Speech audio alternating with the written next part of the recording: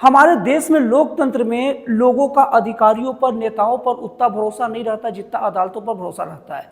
इसीलिए जब भी कुछ बात आता है तो लोग कहते हैं मैं तुम्हें अदालत में देख लूंगा। जब भी कोई बात होता है तो लोग कहते हैं अब कोर्ट जाना पड़ेगा यार। मतलब कि कोर्ट क्या है कि किसी भी विश्वास की आखिरी, किसी भी नागरिक की विश्वास की आखिरी सीढ़ी होती है। अब ऐसे में अदालत को भी ये बात करनी चाहिए कि ये चीज कायम रहे और उसको लेकर अदालतों से बहुत चीज उम्मीदें की जाती है। आप लोगों को बता दूं कि पूरे देश में सभी कर्मचारियों को, सरकारी कर्मचारियों को अपने संपत्ति का ब्यौरा देने के लिए बात कहा गया, लेकिन आप लोगों को बता दूं कि अदालत के जो बहुत सारे जो न्यायाधीश हैं उनके लिए संपत्ति का ब्यौरा देने के लिए कोई जरूरी नहीं कहा गया, या तो दे भी सकते हैं और नहीं भी दे सकते हैं। लेकिन होना क्या चाहिए था कि अदालत के जो न्यायाधीश है वो स्वतः ही अपनी संपत्ति का ब्यौरा दे दे। लेकिन बहुत सारे ऐसे न्यायाधीश है जो अभी अपनी संपत्ति का ब्यौरा नहीं दिए हैं। अब क्या हुआ कि अब न्यायालय के न्यायाधीश अपनी संपत्ति का ब्यौरा देना अब शुरू कर रहे हैं और इसको लोकतंत्र में न्यायाधीशों के ऊपर विश्वास की प्रक्रिया के रूप में देखा जा रहा है। लेकिन मेरा ये स्पष्ट मानना है कि केवल संपत्ति का ब्यौरा दे देने भर से हम ये नहीं कह सकते हैं कि अब न्यायालय का काम इतना तो पूरा हो गया कि जनता उन पर विश्वास पूरा करे या जनता का विश्वास अच्छे से बने रहे। क्योंकि अगर मान लीजिए कि कोई न्यायाधीश अगर अपनी संपत्ति का ब्यौरा दे भी रहा है और अगर मान लीजिए कोई न्यायाधीश कोई करप्शन किए होंगे, क्योंकि न्यायाधीश भी इंसान है, उनसे भी करप्शन हो सकती है और बहुत सारे एग्जाम्पल मिलते रहते हैं। अब मान लीजिए अगर वो संपत्ति का ब्यौरा देंगे तो उस ब्यौरा में जो करप्शन से जो पैसे लिए होंगे उसका थोड़ी ब्यौरा देंगे, वही ब्यौरा देंगे नाप तोल के कि जो उनकी इनकम के हिसाब से हुए, और वो तो न्यायाधीश से सब चीज जानते हैं, तो सेट करके अपनी संपत्ति बताएंगे ना कि मेरा भाई इतना संपत्ति है।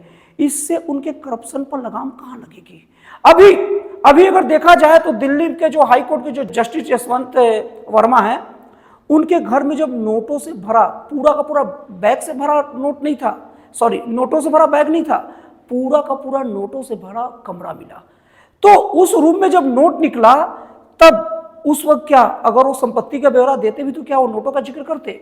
और हालांकि अभी ये बात कही जा रही है कि उन्होंने ये बात कहा है अपने बचाव में कि ये नोट कहां से आया मुझे नहीं पता, लेकिन ये बात किसके गले में उतरेगी? पूरे न्यायालय ये बात जनता के सामने क्लियर तो करे कि एक तो जज के घर में कोई ऐसे तो घुस सकता नहीं है उनके मर्जी के बिना, उनकी मर्जी से हर काम होती है। और जब पूरा जो अपार्टमेंट उनके हवाले, मतलब अपार्टमेंट का मतलब पूरा जो उनका जो आवास उनके हवाले है, तो कोई व्यक्ति कैसे चल जाएगा और एक घर नोट कैसे रख देगा? ये सब चीज गले नहीं उतरती।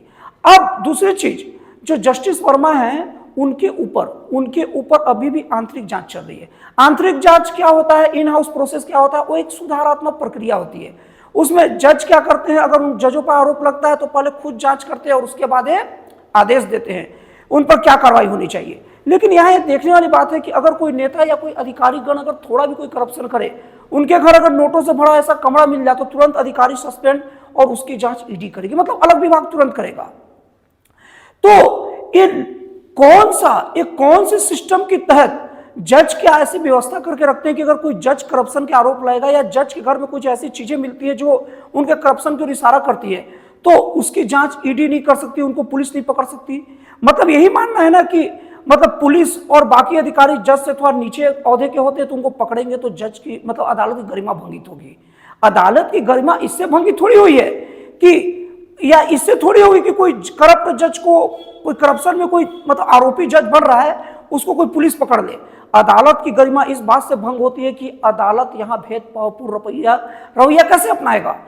हमारे देश के संविधान के हिसाब से जनता सर्वोच्च है और सबसे ऊंचा स्थान जनता का है, लेकिन यहां पर अदालत उन जनता और उन अधिकारियों से ऊपर कैसे हो गई? देश के कानून के नजर में तो सबके सब बराबर है।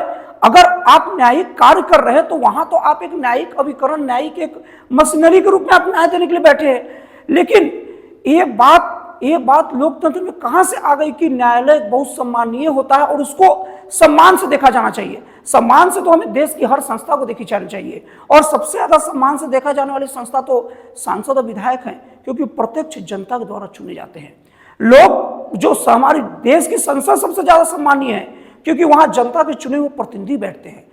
तो यहां पर अदालत के द्वारा कैसे फैसला कर लिया जाता है कि अगर कोई जज करप्शन में लिप्त हो तो उसको ईडी नहीं पकड़ेगा? ये किस एंगल से संवैधानिक हुआ? क्या ये असंवैधानिक नहीं है कि अगर एक व्यक्ति, देश का एक नागरिक अगर कोई करप्शन करे तो उसको तुरंत ईडी और दूसरा विभाग के आदमी पकड़े, उस विभाग का आदमी जांच नहीं करेगा। कोई आईएएस अधिकारी पकड़ा जाएगा तो कोई आईएएस अधिकारी नहीं जांच करके देंगे कि पहले हम चेक कर लेते। कोई नेता पकड़ा जाता है तो कोई नेता जांच नहीं करते। लेकिन ये लोकतंत्र और संविधान का कैसा खेल है कि कोई अगर जज पकड़ा जाता है तो पहले जज जांच करते हैं। और इतिहास क्या, अपना सरकारी पूरा विभाग का इतिहास रहा है कि कोई भी सरकारी विभाग अपने विभाग के लोगों को जल्दी नहीं फंसाता। तो ये भी अदालतों को सोचना चाहिए कि अगर किसी पर करप्शन का चार्ज लगते हैं तो उनको सीधे तौर पर वैसे ही उनके साथ जांच किया जाना चाहिए जैसे बाकी अन्य देश के नागरिकों को और देश के अन्य अधिकारी कर्मचारियों के साथ करता है। ये पूरी तरीके से गैर संवैधानिक हुआ कि कोई जज पकड़ा जाएगा तो उसका जांच पहले जज करेंगे। अगर ऐसी बात है तो आईएएस अधिकारियों को पकड़ो। अगर आईएएस अधिकारी को कोई अगर पकड़ा है तो उसकी जांच पहले आईएएस अधिकारी क्यों नहीं करते? अगर कोई जनता के बीच से कोई व्यक्ति पकड़ा गया तो ये बात जनता को ऊपर पहले दे दीजिए, पहले जनमत कराइए। अगर मान लीजिए कोई व्यक्ति किसी क्षेत्र में पकड़ा गया तो उसके पंचायत के लोगों से पहले जनमत कराइए कि भाई वो सही था कि नहीं। ऐसा नहीं होता। उसके बाद तीसरी चीज, भारतीय जो न्यायालय है उसमें लोकतंत्र शायद नहीं है। क्यों? भारतीय न्यायालय के जजों का चुनाव कॉलेजियम सिस्टम से होता है और कॉलेजियम सिस्टम में जितने भी जो जज होते हैं वो कहीं भी किसी भी रूप में जनता के द्वारा नहीं चुने जाते, जनप्रतिनिधियों के द्वारा नहीं चुने जाते। और इसके लिए केंद्र सरकार द्वारा 2015 में एनजेएसी लागू किया गया। अब एनजेएसी ऐसी व्यवस्था होती है जिसमें जजों के चुनाव में मतलब सरकार की ओर से भी लोग होंगे। अब अगर जजों के चुनाव में अगर सरकार की ओर से लोग आएंगे तो इसमें कहीं ना कहीं लोकतंत्र का समावेश होगा। देश का जब कण कण में लोकतंत्र विराजमान है, जब अधिकारी कोई ऑफिसर बनता है, आईएएस ऑफिसर बनता है, उसके ऊपर नेताओं का कंट्रोल रहता है, मंत्रियों का कंट्रोल रहता है और मंत्री जनता से चुने जाते हैं, तो अदालतें ऐसे गैर लोकतांत्रिक कैसे हो गई? मैं गैर लोकतांत्रिक हर उस चीज को कहता हूं जहां पर लोकतंत्र या जहां पर जनता के द्वारा चुनाव न हो। और अदालतें क्यों इस बात से दूरी बनाती है कि मेरे चुनाव में कोई भी सरकार का तंत्र नहीं आएगा? अदालतें इस बात से दूरी क्यों बनाती है कि मेरे कोई भी अगर न्यायाधीशों संबंधित कोई भी व्यक्ति को कोई आरोप लाएगा तो स्पेशल ट्रीटमेंट मिलेगा? ये सब चीजों से ना जनता का न्यायालय पर विश्वास दिखता है। और दूसरी बात, जो जजों की जो नियुक्ति की जो कॉलेजियम व्यवस्था है उसमें कोई सटीक व्यवस्था नहीं है। कम से कम जनता के सामने ये तो बता दो कि इसका स्केल क्या रहेगा, ये भी नहीं है। और दूसरी बात, अभी जो जस्टिस यशवंत वर्मा घरों में जो नोटों का जो बैग मिला था वो मिलने के कई दिन बाद कोर्ट के द्वारा वीडियो जारी किया गया था। मतलब कि इतना हो हल्ला होने के बाद कोर्ट वीडियो जारी किया, जबकि कोर्ट को चाहिए था कि जैसे ही वीडियो आया सबसे पहले कोर्ट खुद जारी करता तो लोगों को सोचते। ये तो लोगों का विरोध होने के बाद जारी किए। तो इस तरीके से कहा जा सकता है कि ये वीडियो का सार और निचोड़ के तौर पर कि न्यायालय को जनता के बीच में विश्वास बनने के लिए सबसे पहले अपने अंदर भी सुधार करना पड़ेगा और बाहर भी सुधार करना पड़ेगा।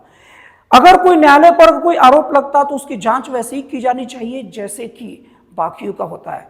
न्यायालय के न्यायाधीशों के पास समझना होगा कि मैं बस एक कर्मचारी हूं, एक मशीनरी हूं, मैं कोई सुप्रीम नहीं हूं, मैं भी उसी तरीके से पोस्टेड एक सरकारी कर्मचारी हूं, अधिकारी हूं जैसे बाकी सब विभाग होते हैं। तो आपको एनालिसिस कैसा लगा, विश्लेषण कैसा लगा, कमेंट करके जरूर बताइएगा। तो फिर मिलते हैं अगले वीडियो में एक जन कल्याणकारी और एक राष्ट्रवाद से प्रेरित नए विचारों के साथ।